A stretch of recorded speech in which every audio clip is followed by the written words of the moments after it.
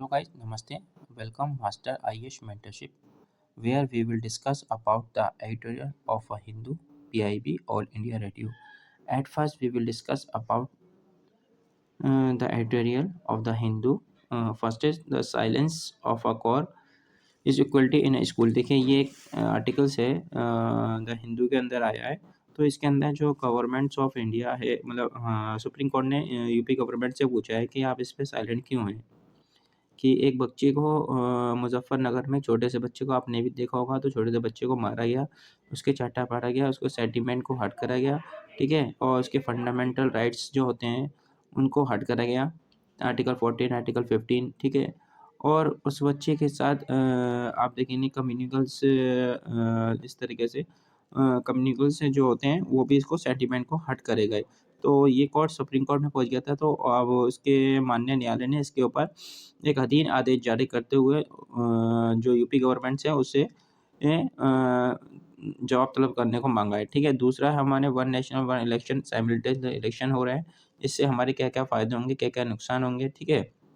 आज हम इस पे डिस्कस करेंगे और हमारी जो 53 एनिवर्सिटी हुई है हमने जो इंडिया ने पाकिस्तान से जीते थे 1971 में, तो एक देश पैदा हुआ था, उसका नाम था बांग्लादेश। तो अब हम ये देखेंगे तो हमने ये बांग्लादेश से हमने बांग्लादेश बनाया था, ठीक है? तो ये अच्छा तीनों टॉपिक्स रहेंगे। अब ये देखिए दूसरा जो इम्पोर्टेंट टॉपिक है, ये वाला जो टॉपिक्स है ये आपका मेंस में भी आ सकता है और ये दोबारा प्रीलिम में भी मेंस में आ सकता है। तो आप प्रीलिम्स और मेंस के रिगार्डिंग आप देखेंगे तो इन दोनों बहुत ज़्यादा इंपॉर्टेंट हैं आपके यूपीएससी मेंस के लिए, ठीक है? और एज वेल एज प्रीलिम्स के लिए। तो guys at first we will discuss about the Supreme Court ने हमारे जो वहाँ की जो है उन्होंने इसे जारी किया है, देखिए। तो इसमें बताया कि आर्टिकल 21A में कॉन्स्टिट्यूशन में है जो 86 अमेंडमेंट हुआ था, ठीक है? 2022 में उसके आधार तो क्या हुआ था कि आर्टिकल 21A में एजुकेशन को 12 साल से लेकर 14 साल के बच्चे तक और 6 साल से 14 साल के बच्चे तक को मैंडेटरी कर दी गई थी, कंपल्सरी, ठीक है? इसमें हर बच्चे को शिक्षा लेने का अधिकार है, इसमें गवर्नमेंट फ्री देती है, ठीक है? तो इसमें एक छोटा-सा बच्चा होगा, वो भी 6-7 साल का बच्चा, तो उसको एक टीचर मार रही है और उसपे कम्युनिकल है, उसके ऊपर ब्लेम लगा रही है। तो ये एक बहुत ज़्यादा वायरल हुई थी वीडियो। तो ये 2022 में हुआ था, तो 2019 में जाके ये एक्ट लागू हो गया था, ठीक है? सारी जगह में, तो ठीक है? उसमें से आर्टिकल 17(1) जो बोलता है कि prohibition for physical and punishment mentally harassment, ठीक है? आप किसी भी व्यक्ति को या किसी भी बच्चे को मार नहीं सकते, ना फिजिकली ना मेंटली हैरेसमेंट कर सकते। ये आर्टिकल 71A सेक्शन में बोलता है, ठीक है? 29 जो सेक्शन है उसमें क्या बोलता है कि emphasize development of constitutional valuable like equality fraternity and secular in education. इसमें बताया कि हमें सेक्शन ए में क्या करना पड़ेगा कि हमें जो इन्फेसिस माने जोर देना पड़ेगा डेवलपमेंट ऑफ कॉन्स्टिट्यूशन वैल्यू के लिए हमें हमें अपना बच्चों पे ये फीलिंग पैदा करनी पड़ेगी, एजुकेशन देना पड़ेगी कि हमें इक्वलिटी फ्रेटर्निटी और सेकुलरिज्म इन एजुकेशन में होना चाहिए। यानी कि कहने का मतलब है कि बच्चों को हमें बचपन से ही ऐसी तालीम देनी चाहिए, ऐसी शिक्षा देनी होगी जो हमारे कॉन्स्टिट्यूशन के मान-सम्मान का रखे, हमारे सेकुलरिज़्म के मान-सम्मान रखे, हमारी इक्वालिटी, हमारी फ्रेटर्निटी के मान-सम्मान के बारे में उसे बताया जाए, ठीक है? और ये आर्टिकल 21A जो राइट टू एजुकेशन है, इसमें ये भी बताया गया है, ठीक है? और अब ये देखेंगे article 14 equality, article 15 prohibition discrimination, article 17 abolition for untouchable, ये जो है उसके बच्चे का हनन हुए हैं, ठीक है? ये चारों आर्टिकल्स जो हैं फंडामेंटल राइट उसके हनन हुए हैं, ठीक है? तो गवर्नमेंट क्या पॉलिसी है, देखिए गवर्नमेंट की जो राइट टू एजुकेशन है तो 2009 में ये हुआ था, तो इसके अंदर क्या एड्रेस इशू करे जाएंगे like caste communication gender and discrimination, ये एक पॉलिसी है। सिग्निफिकेशन ऑफ क्वालिफिकेशन इसके लिए क्या जरूरत पड़ गई हमें, देखो education is not limited for literacy but also included moral ethically and and civil development, ठीक है? एजुकेशन जो है ओनली लिटरेसी के लिए नहीं होना चाहिए, इसमें मॉरलिटी भी, इक्वलिटी, एथिक्स और सिविल डेवलपमेंट भी होना चाहिए, ठीक है? ये चीज़ बहुत अच्छी बात है। एजुकेशन सिर्फ आप पढ़े लिखे को नहीं हो सकते, उसके अंदर ये सब चीज़ें भी होनी चाहिए। एजुकेशन यहाँ तक की लिमिट नहीं है, ठीक है? तो नेशनल पॉलिसी एक्ट जो 2021 में क्या स्टिच कर गया होलिस्टिक डेवलपमेंट, ठीक है? And income of constitution value. ठीक है, 2020 में भी एक एजुकेशन पॉलिसी बनी, उसके अंदर भी ये बात बहुत ही गंभीरता से ये बात रखी गई कि हमें कॉन्स्टिट्यूशन वैल्यू भी रखनी होगी। ठीक है, आप देखिए जुडिशरी ऑब्जर्वेशन, जुडिशरी का क्या ऑब्जर्वेशन दिया। देखिए यूनिक कृष्णा वर्सेस इंडिया और स्टेट ऑफ आंध्र प्रदेश में क्या बनाया, राइट एजुकेशन को क्या बना दिया, राइट टू फंडामेंटल। ठीक है, एजुकेशन क्या बना दिया, राइट टू फंडामेंटल। ठीक है, इसके थ्रू दूसरा जो आया मोहिनी जैन वर्सेस इंडिया, कर्नाटक में क्या बना दिया, तो आर्टिकल लाइफ टू राइट। ठीक है, एजुकेशन लाइफ टू राइट बना दिया आर्टिकल 21 के तहत। ठीक है, आर्टिकल 21 के तहत कौन से ये आप देख लीजिए, मेंस में आपके काम में आ सकता है। ऐसे वर्ड आपको मेंस आंसर राइटिंग में बहुत ज़्यादा इंपॉर्टेंट रहेंगे। ठीक है, जब आप ऐसे लिखेंगे तो you will get a 1 marks as. ठीक है, ये Mohini Jain versus state of Karnataka 1992 के अंदर आया है केस। तो इसमें एजुकेशन टू राइट, एजुकेशन को दिया राइट टू लाइफ आर्टिकल 21 के तहत। ठीक है, अभी जो एक्सीडेंट हुआ था मुजफ्फरनगर, ये वो वाला हुआ है, तो इसमें हाईलाइट गैप किया गया आर्टिकल सेक्शन 71 के बारे में। मैंने आपको बताया कि किसी को कोई भी पेरेंट, कोई भी टीचर किसी पेरेंट्स को बच्चे को नहीं मार सकता, पीट सकता। ठीक है, ये आर्टिकल 17 का हनन हुआ है इसके अंदर। ठीक है, और bring attention for symmetric issue for discrimination communication based in school. ठीक है, ये विशु में जो हुए हैं ये गलत हुआ है। ठीक है, ये सब इसमें बताया गया है। सुप्रीम कोर्ट ने इस पर संज्ञान लेते हुए ये बात बोली है। ठीक है, चैलेंजेस क्या आते हैं, देखो हमारे के अंदर चैलेंजेस क्या आते हैं कि lacking of awareness among our parents educator about the legal safeguard. ठीक है, जो हमारे लीगल सेफगार्ड हैं उसके अंदर ये बात मने करी गई है कि हमारे कि आजकल हमारे क्या है, जो टीचर हैं या पेरेंट्स हैं उनको भी जो है अवेयरनेस नहीं है। ठीक है, बच्चों के बारे में कि बच्चे कौन हमें मार सकता है, कितना नहीं मार सकता है, तो इससे भी हमारी सोसाइटी में थोड़ा सा अवेयरनेस की कमी है। दूसरा जो है हमारा हम ये देखेंगे इनसफिशिएंट मॉनेटरी की भी ज़रूरत है बाय आ स्टेट अथॉरिटी। ठीक है, हमें स्टेट जो है वो इनसफिशिएंट मतलब पर्याप्त तो मॉनेटरी नहीं कर रही है, जब भी ऐसे ऐसे केस निकल के आ रहे हैं। ठीक है, सोसाइटी जो है बाइस हो रही है। ठीक है, इनफिल्ट्रेट एजुकेशन स्पेस। ठीक है, मतलब बाइस का मतलब क्या होता है, एक तरफ झुकाव हो रहा है। ठीक है, अगर आप हिंदू हैं तो आप हिंदू के बच्चों की तरफ ज़्यादा घर है, अगर मुस्लिम है मुस्लिम के बच्चों की तरफ, सिक्स है तो सिक्स की तरफ आपका ज़्यादा झुकाव है। तो इससे क्या हो रहा है, हमारी जो बचपन से इसका सिस्टम खराब हो रहा है, हमारा देश का ताना बाना खराब हो रहा है। तो ये मद्देनजर रखते हुए सुप्रीम कोर्ट ने इसमें संगीन वो लिया। ठीक है, महात्मा गांधी ने भी क्या बोल लेते हैं नई तालीम। ठीक है, नई तालीम का भी महात्मा गांधी ने जोर दिया था, मतलब बेसिक एजुकेशन पे महात्मा गांधी ने भी इस पे जोर दिया था। ठीक है, कॉन्स्टिट्यूशन डिबेट भी हो चुका है, emphasis role for education creating just equality society. ठीक है, ये हमारा जो है एजुकेशन जो है एक एम्फेसिस मैंने जोर दिया गया है कि एजुकेशन को आप क्रिएटिव बनाओ। ठीक है, और जस्ट इक्वलिटी सोसाइटी के बारे में। ठीक है, ये सब हमारे उसके अंदर बने और बताया। ठीक है, और वे फॉर्मेट में क्या होना चाहिए, पॉलिसी रिकमेंड में क्या होना चाहिए स्ट्रेंथ होना चाहिए टीचर की जो ट्रेनिंग है वो स्ट्रेंथ होनी चाहिए। प्रमोट एक्सक्लूसिव प्रैक्टिस होना चाहिए, क्रिएटिव अवेयरनेस होनी चाहिए for uh parents and student के लिए। ठीक है, कैंपिंग होना चाहिए, पेरेंट्स और स्टूडेंट को अवेयरनेस होनी चाहिए राइट टू एजुकेशन के बारे में। ठीक है, implement about a monitoring mechanism to prevent a discrimination school. ठीक है, ठीक है, ये पॉलिसी होनी चाहिए कि जो स्कूल के अंदर है वो डिस्क्रिमिनेशन ना हो। ठीक है, किसी भी प्रकार का जाति का किसी भी प्रकार का डिस्क्रिमिनेशन ना हो। तो आपने देखा होगा हमारे जो क्या कहते हैं, हम जो डॉक्टर भीमराव अम्बेडकर थी उनके साथ भी बहुत कई प्रकार का इस तरह का डिस्क्रिमिनेशन हुआ, उनको खाना पीना। ठीक है, तो इस तरीके से आपने देखोगे, तो इस तरीके से हम आप कौन से 21 सेंचुरी में चल रहा है। तो इस प्रकार से हमारे बच्चे हमारा एजुकेशन हमारे टीचर अगर ऐसा करेंगे तो कहीं ना कहीं हमारे देश में सिस्टम खराब होने के चांसेस बढ़ जाएंगे। ठीक है, आज आज आज सिस्टम होने के चांसेस बढ़ जाएंगे। ठीक है, जिससे क्या होगा कि हम बहुत ज़्यादा एक जैसे कि हम आज दुनिया आगे बढ़ रही है तो हम बहुत पीछे और हो जाएँगे। तो यह बात हमें समझनी होगी और हमें ये कि हमें इसको अच्छी तरीके से रखना होगा। हमें क्रिएटिव भी बनानी पड़ेगी, कैंपिंग बनानी पड़ेगा पेरेंट्स और स्टूडेंट के बीच में, और उनको ये बताना पड़ेगा राइट टू एजुकेशन के बारे में, उनको मॉनिटरिंग करनी पड़ेगी। ठीक है, और जो स्कूल में जो डिस्क्रिमिनेशन हो रहा है उसको हमें रोकना पड़ेगा। ये सब हमें आपको बताना पड़ेगा। ठीक है, ये तो हमारे लिए मेंस एग्जाम में अगर आएगा तो आपके लिए बहुत ज़्यादा इंपॉर्टेंट रहेगा। ठीक है, अब दूसरा बात करते हैं हम। ठीक है, देखिए हाँ, कंक्लूजन के अंदर क्या होगा, तो गवर्नमेंट सुप्रीम कोर्ट है intervention underscores the importance for alliance education with the education value.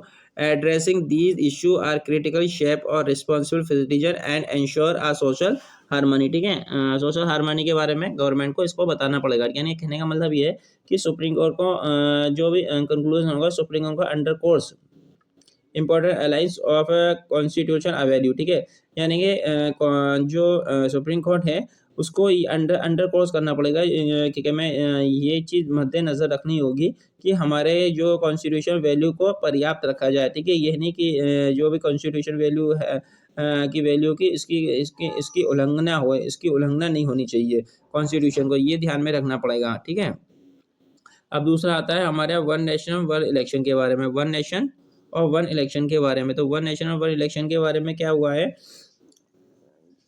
आप देखेंगे तो यहाँ पर यूनियन कैबिनेट ने अभी रिसेंटली दो बिल किए हैं। उसमें तो पहला क्या है, साइमल्टेनियस इलेक्शन होगा लोकसभा के अंदर और असेंबली के अंदर, और दूसरा जो अनदर वे में क्या ड्राफ्टिंग विंटर में ही होगा। ठीक है, दूसरा जो होगा उसमें क्या बोला जाएगा, provision for law dealing with union territory and having a legislative assembly. ठीक है, कहने का मतलब है कि जो लॉ बनाया जाएगा उसमें भी यूनियन टेरिटरी और लेजिस्लेटिव के सामने एक डील पैदा करी जाएगी। ठीक है, जो अभी नहीं कहने का मतलब यह है कि अभी जो साइमल्टेनियस इलेक्शन जो हो रहा है उसमें स्टेट के भी और लोकसभा स्टेट असेंबली के और लोकसभा के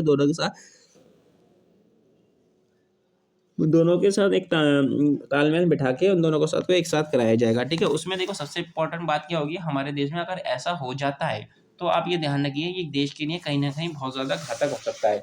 देखिए, सिक्के के दोनों पहलू भी हो सकते हैं। इससे हमारा पैसा बचेगा, इससे हमारा जो पॉल्यूशन होता है वो बचेगा, इससे हमारा जो भी क्या कहते हैं वक्त होता है प्राइम मिनिस्टर का, जो आप आज यहाँ जाते हैं क्योंकि आज वहाँ जाते हैं, कि हमारे देश में हर आप देखेंगे 6 महीने बाद इलेक्शन होते हैं, तो इससे ये भी हो सकता है। मगर इससे कहीं ज़्यादा अगर आप देखेंगे तो साइमल्टेनियस इलेक्शन से क्या होगा कि एक मुद्दा सिर्फ किसका रह जाएगा, सिर्फ राष्ट्रीय बात का मुद्दा रह जाएगा, नेशनल राज का मुद्दा रह जाएगा। ठीक है, हमारी छोटी छोटी गंभीर जो समस्या हैं वो दूर होती जाएंगी। ठीक है, ठीक है, हाँ ठीक है, जो गंभीर समस्या हैं वो दूर होती जाएंगी। जैसे कि आपने देखा होगा अभी क्या होता है कि बच्चे को एक जो महिला होती है उनको इनको एक वो दे दिया जाता है, पैसे दे दिए जाते हैं। ठीक है, लाडली करके महाराष्ट्र में भी और झारखंड में भी पैसे दिए गए। इससे क्या हुआ, इससे जो मौलिक जो हमारे होना चाहिए जैसे कि स्कूल कॉलेज बस रोड ये अच्छी होना चाहिए, इसको मद्देनज़र इसको निगलेक्ट करते हुए गवर्नमेंट भी क्या करती है, पैसे दे देती है महिला को 1500 रुपये 1000 रुपया। ठीक है, हर मंथ। तो इससे क्या होती है महिला जो होती है उसको उनको पैसे मिल जाते हैं और वो अपना वोट दे देती हैं। तो क्या होता है, इससे जो हमारे जो मूल ज़रूरत है वो हमारी पीछे उठती जा रही है। ठीक है, अब ये हो रहा है, अगर आप दोबारा से ऐसा होने लगा कि हमें 5 साल के अंदर लोकसभा और राज्यसभा का होंगे, तो आप समझ रहे हैं तो क्या होगा उस टाइम, तो और नेशनलिज्म पे बात होगी। ठीक है, हमें पाकिस्तान पर ज़्यादा बात होगी। ठीक है, पाकिस्तान ठीक है, इस तरह की ज़्यादा बात होगी। जो हमारा जो मूल जो रूल है, बेरोज़गारी है, हमारा इंफ्रास्ट्रक्चर है, हमारा हेल्थ इंफ्रास्ट्रक्चर है, तो ये चीज़ें क्या होगी, कम होती जाएंगी। इस चीज़ों पे ध्यान ना दिया जाएगा तो ये अगर ये ऐसा हो जाता है तो हमारे बहुत ज़्यादा प्रॉब्लम इशू हो सकती है, क्योंकि सिक्के के दोनों पहलू होते हैं। मैंने आपको दोनों बता दिए। ठीक है, तो अब आप देखिए, जो पहली बार रिकमेंड किया था 1989 में हमारे इलेक्शन कमीशन ने एनुअल रिपोर्ट में सजेस्ट किया था 1983 में कि लोकसभा का और स्टेट असेंबली का साइमल्टेनियस इलेक्शन होने चाहिए। ठीक है, साइमल्टेनियस इलेक्शन होनी चाहिए। ठीक है, फिर एक पी.वी. जीवन रेड्डी हेड थे लॉ कमीशन के, उन्होंने 170 रिपोर्ट जारी की 1999 में। तो उन्होंने क्या, वी मस्ट गो बैक। ठीक है, हमें वापस जाना चाहिए। ठीक है, हमें वापस जाना चाहिए और लोकसभा और असेंबली के दोनों के साथ एक साथ होनी जानी चाहिए। फिर 79 जो रिपोर्ट पार्लियामेंट की हुई 2000 फेवर में, उन्होंने उसमें भी ये बोला गया कि नीति आयोग ने भी ये माना कि हमें यहाँ जो इलेक्शन पहले होते थे साइमल्टेनियसली हमें वैसे होना चाहिए। देखिए, सबसे पहला इलेक्शन हुआ हमारे 1951 से 52 हमारे 67 तक हमारे इलेक्शन हुए हैं। ठीक है, इसमें क्या हुआ 51 से लेकर 52 तक जो इलेक्शन हुआ है वो हमारे साइमल्टेनियस इलेक्शन हुआ 67 तक। जो हमारे फोर्थ लोकसभा इलेक्शन हुआ, वहाँ पर जाके हमारे यहाँ क्या हुआ, आर्टिकल 356 के तहत प्रेसिडेंट रूल्स लगा दिया गया, जिससे कि हमारा ये साइमल्टेनियस इलेक्शन जो हो गया टूट गया।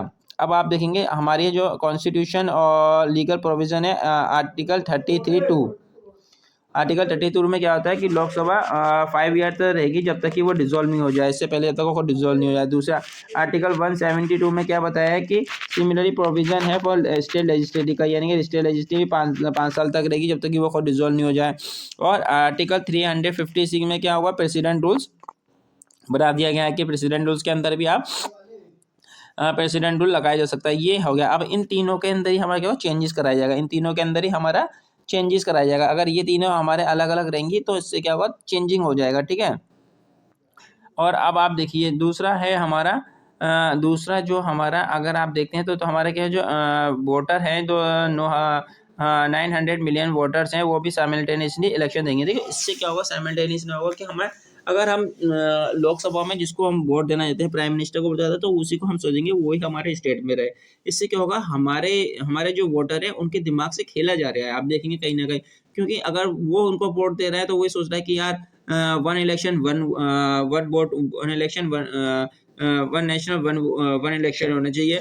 तो इससे क्या होगा, उनके वोटर से दिमाग से खेला जा रहा है, क्योंकि वो सोचेंगे जो स्टेट में है और वही जो सेंटर में है वही स्टेट में होना चाहिए, तो इससे तालमेल होगा। तो इससे क्या होगा, अगर तालमेल बैठा रहेगा तो आप समझ सकते हैं कि एक वक्त ऐसा आएगा कि बहुत ज़्यादा हमारे गंभीर परिणाम हो सकते हैं। क्योंकि आप देखेंगे